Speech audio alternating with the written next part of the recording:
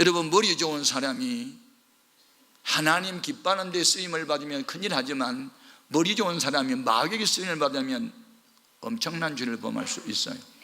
선한 일에 쓰임을 받던 사람이 나쁜 일에 쓰임을 다 받는데, 이 아히도벨이 다윗에게 중신이었는데 갑자기 배신을 하더니 다윗을 자기가 죽이겠다는 거예요. 압살롬에게 가가지고. 그 말은 당신이, 아버지는 나이가 늙으니까 밀어내고 당신이 젊었으니까 왕 되세요. 그리고 나 국무총리 하나 주세요. 이런 의식을 가지고 지금 다윗을 살해하려고 하니, 이것을 알게 된 다윗은 너무 충격이에요. 네. 자, 사무엘하 17장 1절 이하 같이 읽어볼까요? 아히도벨이 또 압살롬에게 이르되 이제 내가 사람 12,000명을 택하게 하소서. 오늘 밤에 내가 일어나서 다윗의 뒤를 추적하여 그가 고온하고 힘이 빠졌을 때에 기습을 해서 그를 무섭게 하면 그와 함께 있는 모든 백성이 도망하리니 내가 다윗 왕만 쳐 죽이고 모든 백성이 당신께 돌아오게 하리니. 네. 지쳐 있을 때 도와주지를 않고 지쳐 있을 때 죽여버리겠다고 하는, 남의 약점을 자기 이점으로 하는 이 원수들만 할 수 있는 일을 지금 아히도벨이 하고 있어요. 만일 여러분들이 이런 일을 당하면 어떻게 처신하겠어요? 대부분 사람들은요, 자기를 선대하는 사람은 선대할 수 있지만 이렇게 악하게 대하면요, 하루아침에 원수로 돌변해가지고 칼을 뽑아요. 복수의 역할을. 대부분 그래요. 왜냐하면 인간은 상대적 존재이기 때문에. 사랑하는 사람은 사랑할 수 있지만 나를 괴롭히는 사람은 그만둘 수 없어요. 이것이 보통 사람들의 처심이에요. 그런데 다윗은 악한 사람을 악하게 대항하지 않아요. 이것이 다른 점이에요. 이 슬픔과 아픔과 괴로움을 사람에게 말하지도 않아요. 그리고 그 사실을 하나님께 쏟아놓아요. 이것이 바로 믿음이에요. 교회에서 모든 분란을 일으키고 문제를 일으키는 사람들은 기도를 안 한 사람들이고 그 대신 사람에게 입을 벌려 말하는 사람들이에요. 조심하세요. 힘들고 어렵고 상처받고 괴로운 일이 있거든 교회 와서 다윗처럼 울고 기도하세요. 그래야 하나님이 일하세요. 입으로 일하지 말고 무릎으로 일하세요. 그것이 우리가 본받아야 할 다윗의 신앙이었어요.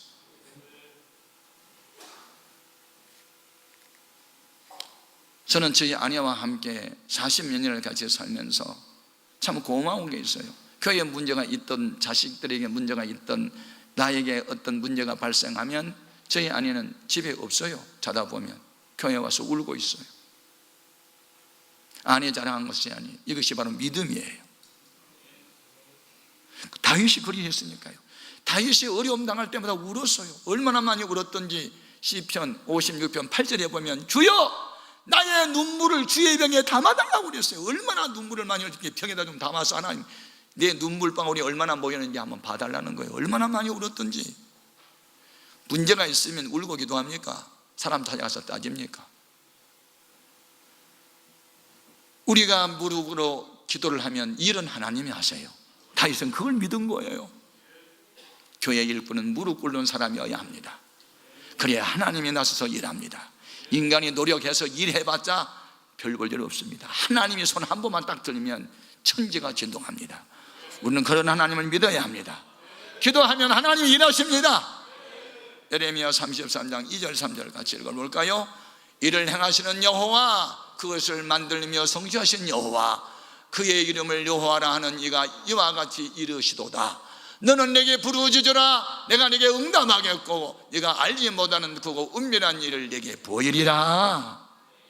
다윗은 문제보다 크신 하나님을 믿었어요. 우리 앞에 배신자가 있을 수 있어요. 우리를 괴롭히는 사람이 있을 수 있어요.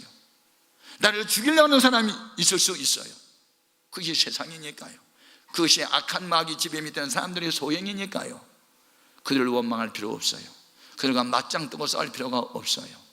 대신 싸워주신 하나님 앞에 기도하면 주님이 일을 행하실 줄로 믿습니다. 그래서 다윗은 하루에 3번 기도하기로 작정을 하고 기도를 시작합니다. 그것이 바로 17절인데 같이 읽어봅니다. 저녁과 아침과 정오에 내가 근심하여 탄식하리니 여호와께서 내 소리를 들으시리로다. 기도하면 하나님이 들으시리로다. 들으시기 때문에 나는 기도한다는 것입니다. 언제? 그는 저녁에 태양이 보이지 않을 때, 어둠이 짙을 때, 인생의 환난을 당할 때, 슬프고 마음 아플 때 나는 저녁에 기도합니다. 뿐만 아니고 어둠이 물러가고 동트는 새아침이 올 때에도 나는 기도합니다. 그리고 어둠이 전혀 없는 정오 때에도 나는 기도하겠습니다. 나는 하루에 3번씩 무릎을 꿇고 나의 슬픈 마음을 하나님께 쏟아 놓겠습니다. 이것이 다윗이에요. 무슨 일을 만나든지 책임전가 남에게 떠넘기고 원망하고 불평하는 사람은 마귀가 쓰는 사람이에요. 무슨 일을 만나든지 주님 앞에 나와 무릎 꿇어 다윗은 하루에 3번씩 기도한다면 하나님은 다윗을 들어 높이 세우시고 원수들은 하나님이 대신 갚아줄 줄로 믿습니다. 환난과 고난은 기도하라는 사인입니다. 마음이 시험이든 육체적 질병이든 경제적 어려움이든 자식 문제든 간에 부부 문제든 간에 문제가 발생하면 문제보다 크신 하나님 앞에 나와 기도하십시오. 하나님 반드시 건져줄 것입니다. 시편 50편 15절 환난 날에 나를 부르라. 내가 너를 건지리니 네가 나를 영화롭게 하리로다. 어떤 방법으로 건져줄까요? 말씀을 통해서 우리를 건져주십니다. 시편 107편 19절 20절 같이요. 예, 그들의 고통 때문에 여호와께 부르짖으매 그가 그들의 고통에서 그들을 구원하시되 어떻게? 그가 그의 말씀을 보내어 그들을 고치시고 위험한 정경에서 건지시는도다. 여러분 기도를 해도 말씀에 의해서 기도하고 응답을 받아도 말씀에 의해서 응답을 받으십시오. 저는 하나님 앞에 엎드려 기도할 때마다 가끔씩 말씀이 들려옵니다. 말씀. 우리 부친 전도할 때 산에서 금식하고 기도할 때 말씀을 받습니다. 두려워하지 말라, 놀라지 말라. 나는 네 하나님이 됨이라. 내가 너를 도와주리라. 참으로 나의 오른손으로 너를 붙잡아 주리라. 이사야 41장 10절 말씀이 내 가슴에 박히듯이 들어왔습니다. 그 말씀 붙들고 벌쩍벌쩍 뛰며 춤을 췄습니다. 여러분 말씀을 듣고 춤을 추고 기뻐하십시오. 누구 예언을 하는 사람 말 듣는 것보다 말씀을 들으십시오. 영원 불변한 진리의 말씀만이 우리를 강하게 하고 능하게 하는 것입니다. 아멘. 예. 기도할 수밖에 없는 상황이 벌어졌네요. 자, 9절 말씀을 같이 읽어봅니다. 시편 55편 9절 내가 성내에서 강포와 분쟁을 보았사오니 주여 그들을 멸하소서. 그들의 혀를 잘라버리소서. 좀 기도가 강력합니까? 할 말 안 할 말 쓸데없는 말 은혜되지 않는 말을 하는 혀를 잘라버려달라고 기도합니다. 무서운 기도입니다. 그렇게 기도할 수밖에 없는 이유가 있었습니다. 이미 그들은 도를 지나쳤습니다. 회개가 돌아올 수 있는 사람이 아니었습니다. 그들은 오직 심판만이 유일한 대책이었기 때문에 혀를 잘라버려달라고 기도한 것입니다. 변하기를 기도해봤는데 변하지 않는다. 회개하기를 기도했지만 회개하지 않는다. 생각이 바꿔지기를 기도했는데 생각이 바뀌지 않는다.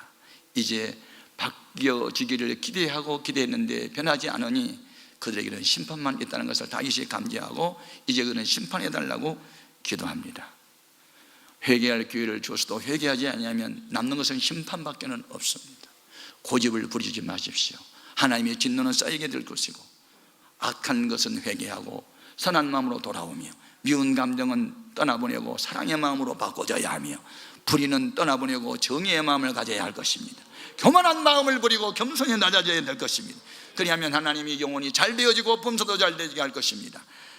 로마서 2장 5절 이하 말씀입니다. 같이 확인합니다. 다만 네 고집과 회개하지 아니하는 마음을 따라 진노의 날 곧 하나님의 의로우신 심판이 나타난 그날에 임할 진노를 내게 쌓는도다. 하나님께서 각 사람에게 그 행한 대로 보응하시되 참고 선을 행하며 영광과 존귀와 썩지 아니함을 구하는 자에게는 영생으로 하시고 오직 당을 지어 진리를 따르지 아니하고 불의를 따르는 자에게는 진노와 분노로 하시리라. 악을 행하는 각 사람의 영에는 환난과 공고가 있으리니 먼저는 유대인에게요 그리고 헬라인에게라. 선을 행하는 각 사람에게는 영광과 존귀와 평강이 있으리니 먼저는 유대인에게요 그리고 헬라인에게라.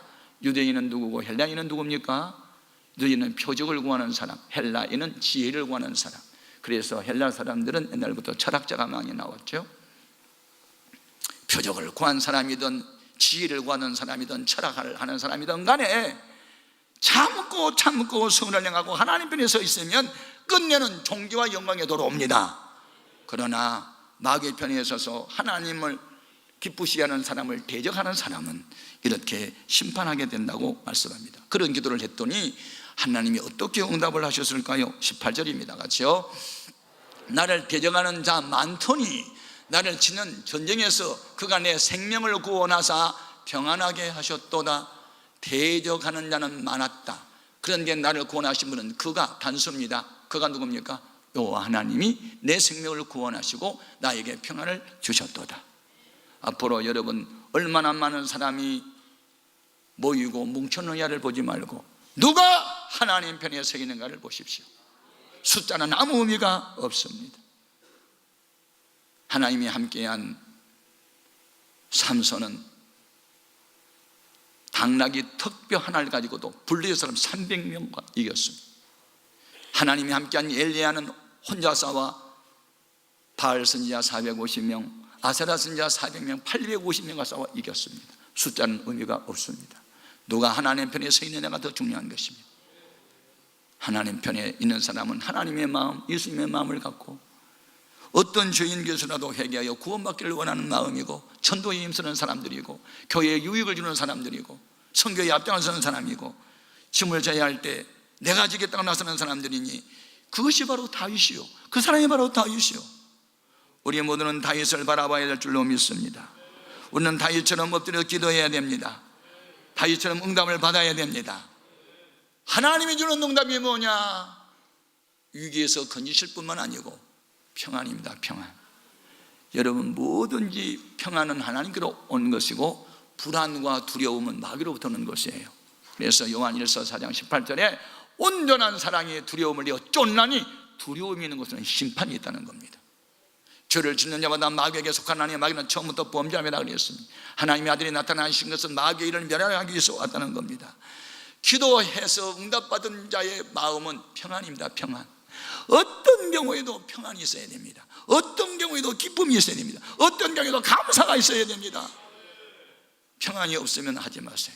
어떤 일도 하지 마세요. 감사하지 않은 것은 하지 마세요. 연보를 바쳐도 봉사를 해도 기쁨으로 하고 감사로 해야 하나님이 받아주십니다. 뒤에서 원망하고 불평해서 하나도 받지 않습니다. 우리 모두는 하나님께 응답을 받고 살아야 됩니다. 기뻐해야 됩니다. 편안해야 됩니다. 그러면 압살롬과 합세하고 쿠데타에 가담하고 배신했던 아히도벨 같은 사람은 어떻게 됐을까? 네, 그의 계획대로 되지 않습니다. 사람은 어떤 일을 계획할 수 있습니다. 모래성을 쌓을 수 있어요. 그러나 파도가 한번 몰려오면 모래성은 일순간에 사라집니다. 아히도벨이 머리 좋은 사람이에요. 모사요, 전략가요. 하지만 그 사람의 전략대로 다윗은 그의 손에 죽지 않습니다.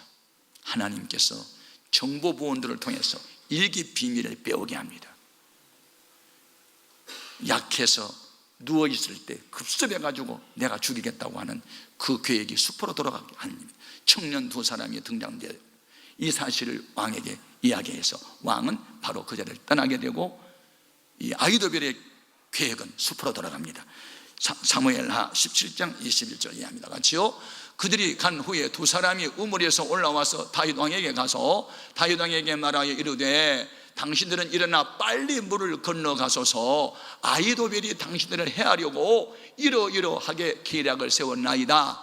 다윗이 일어나 모든 백성과 함께 요단을 건널세 새벽까지 한 사람도 요단을 건너지 못한 자가 없었더라.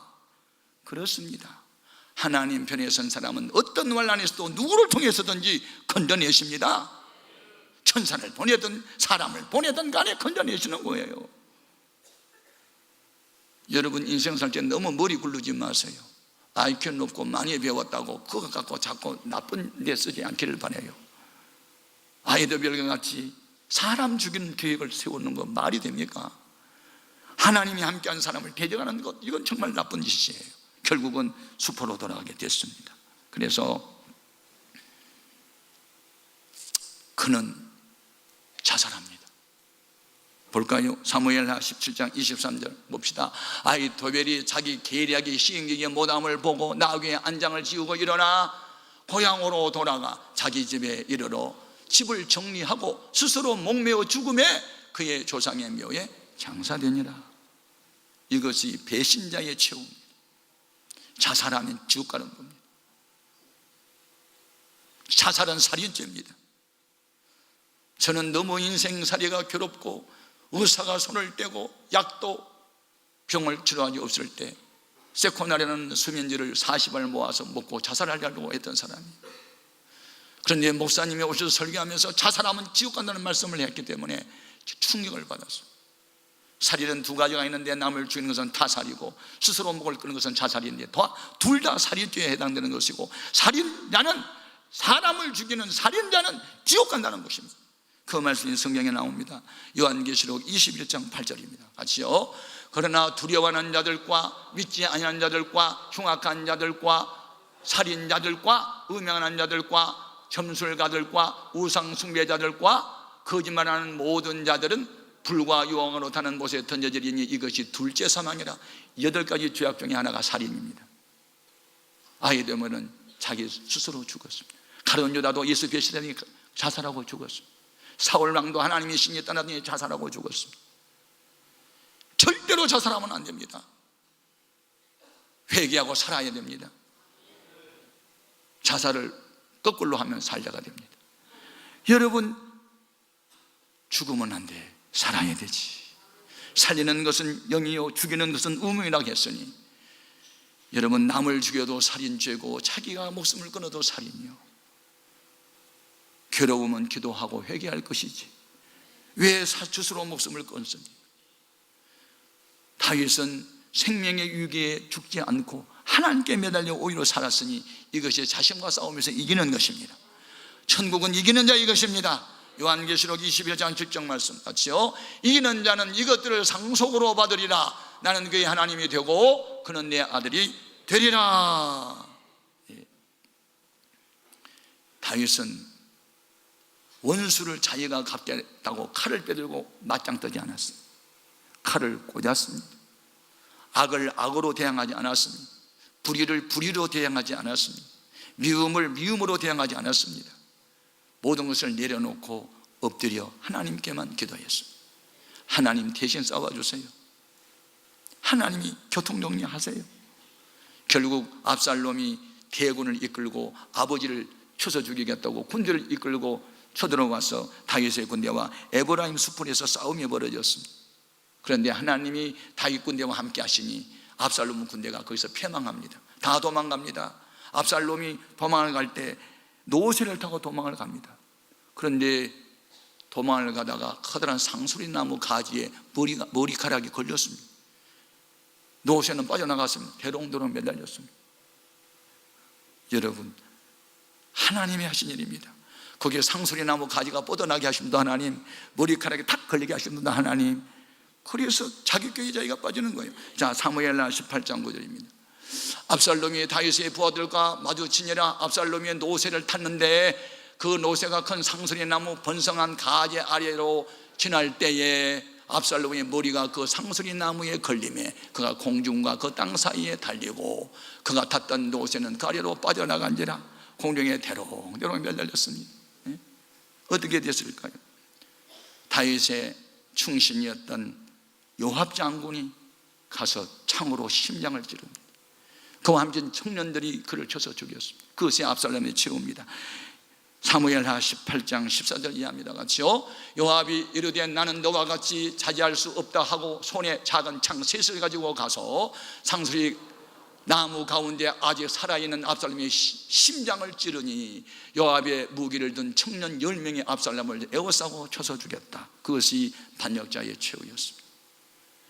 모세를 반역했던 고라 당과 250명의 즉 족장은 생명을 내서 망하고 아버지의 왕자를 찬탈하려고 쿠데타를 일으켰던 반역자 압살롬은 이렇게 최후를 마칩니다. 그러면 이런 일이 있고 난 뒤에 아버지 다윗의 마음은 어떠했을까?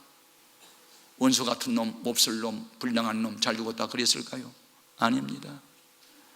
다윗의 마음이 하나님 마음 같고 예수의 마음 같았기 때문에 회개하지 않고 구원받지 못한 채 죽어가는 아들로 인해서 가슴이 아파서 울었어요.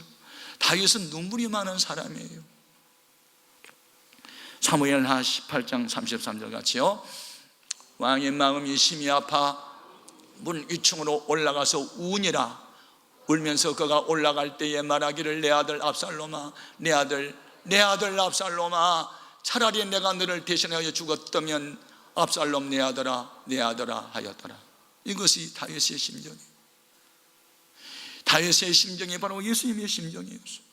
예수님은 회개하기를 촉구해서도 회개하지 않는 예루살렘 성을 바라보면서 감람산에서 우셨잖아요.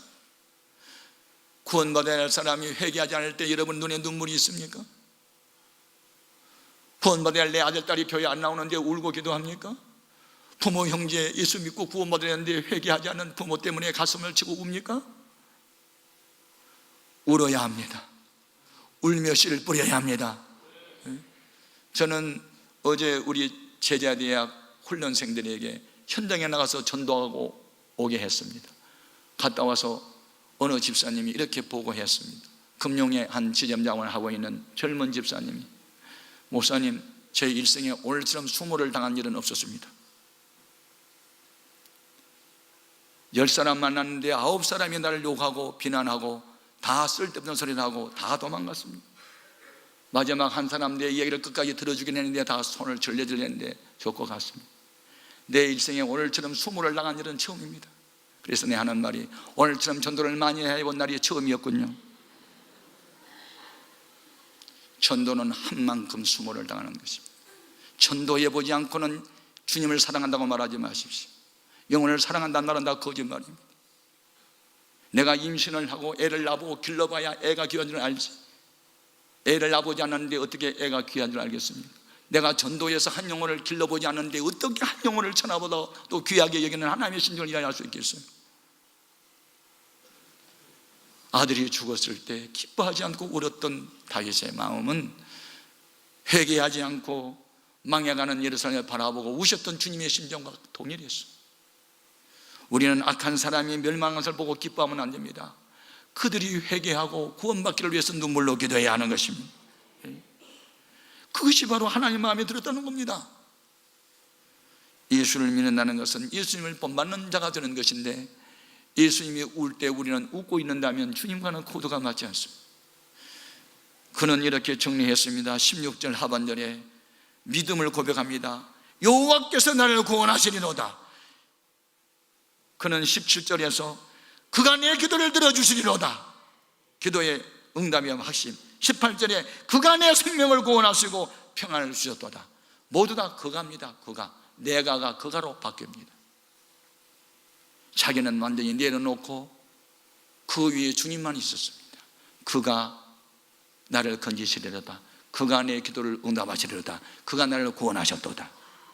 이것이 바로 된 사람의 믿음이요. 내가가 있어야 할 곳에 주님을 대신 올려놓는 다윗, 우리가 본받아야 할 믿음인 줄 믿습니다. 지금까지 지내온 그 주의 크신 은혜입니다. 이전에 나를 인도하신 하나님, 지금도 인도하고 계시고 앞으로도 인도해 주실 것을 믿습니다. 이전에 나를 사망의 음침한 곳에서 건져내셨던 주님은 지금도 건져내실 것이고 앞으로도 건져줄 것을 믿습니다. 이것이 다윗이 우리에게 보여준 신앙이었습니다. 사도 바울도 마찬가지예요. 사도 바울이 루스드라라고 하는 곳에 가서 전도하다가 돌에 맞아가지고 기절해버렸습니다. 사람들이 죽은 줄 알고 끌어다가 동네 밖에 내 던져버렸어요. 그러나 하나님이 그를 다시 살아나게 하셨죠. 그 바울이 전도는 하지 않고 싸움만 하고 있는 고린도 교회에 편지할 때 자기를 간증합니다. 어떻게 간증하는지 볼까요? 고린도 후서 1장 8절이야 같이요. 형제들아, 우리가 아시아에서 당한 환난을 너희가 모르기를 원하지 아니하노니 힘에 겹도록 심한 고난을 당하여 살 소망까지 끊어졌고, 우리는 우리 자신이 사형 선고를 받은 줄 알았으니 이는 우리로 자기를 의지하지 말고 오직 죽은 자를 다시 살리신 하나님만 의지하게 하려 하심이라. 그가 이같이 큰 사망에서 우리를 건지셨고 또 건지실 것이며 이후에도 건지시기를 그에게 바라노라. 과거의 하나님이 현재 하나님, 현재의 하나님, 미래의 하나님이 된다고 외칩니다. 여러분, 아브라함의 하나님, 여러분 하나님, 이삭의 하나님은 나의 하나님, 엘리야의 하나님이 우리 하나님, 다윗의 하나님이 우리 하나님 되심을 믿습니다. 천지가 변해도 변함이 없습니다. 우리 모두 다윗을 바라보고 다윗처럼 기도하고 다윗처럼 응답을 받을 수 있기를 바랍니다. 이제 여러분, 말과 혀로만 사랑하지 말고 행함과 진심으로 하십시오. 요한일서 3장 18절 이하가 찍겠습니다. 자녀들아, 우리가 말과 혀로만 사랑하지 말고 행함과 진실함으로 하자. 이로써 우리가 진리에 속한 줄을 알고 또 우리 마음을 주 앞에서 굳세게 하리니, 이는 우리 마음이 혹 우리를 책망할 일이 있어도 하나님은 우리 마음보다 크시고 모든 것을 아시기 때문이라. 사랑하는 자들아, 만일 우리 마음이 우리를 책망할 것이 없으면 하나님 앞에서 담대함을 얻고 무엇인지 구하는 바를 그에게 받나니, 이는 우리가 그의 계명을 지키고 그 앞에서 기뻐하신 일을 하시는 것을 행함이라. 기도 응답받는 비결, 하나님 기뻐하는 일을 행하면서 기도하라는 겁니다. 다윗이 응답받는 비결이 거기 있었습니다. 악을 악으로 대항하지 아니하는 것 하나님 기뻐하셨고, 칼을 칼로 대항하지 않는 걸 기뻐하셨고, 하나님만 의지하는 걸 기뻐하셨고, 하나님의 도움만 간절히 구하는 것을 기뻐하셨어요. 그래서 그가 구하는 것마다 응답을 받은 거예요. 우리도 이제부터 하나님 기뻐하는 일이면 무엇이든지 할 수 있기를 바라고, 무엇을 구하든지 응답받기를 바라고, 그래서 여러분이 사망의 음조망에서 건짐을 받고 불안했던 마음에 평화가 임하고 하나님과 동고동락함을 만민이 알 수 있고 남은 여생이 이전보다 더 하나님의 은총 속에서 편안한 삶을 누릴 수 있기를 주님의 이름으로 축복합니다.